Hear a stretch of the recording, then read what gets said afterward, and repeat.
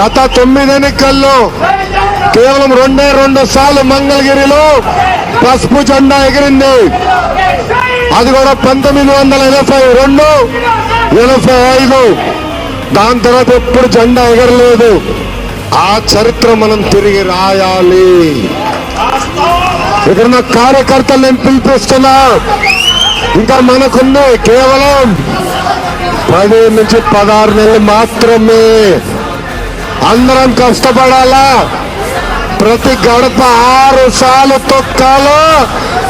ప్రజల్లో మార్పు ఉంది.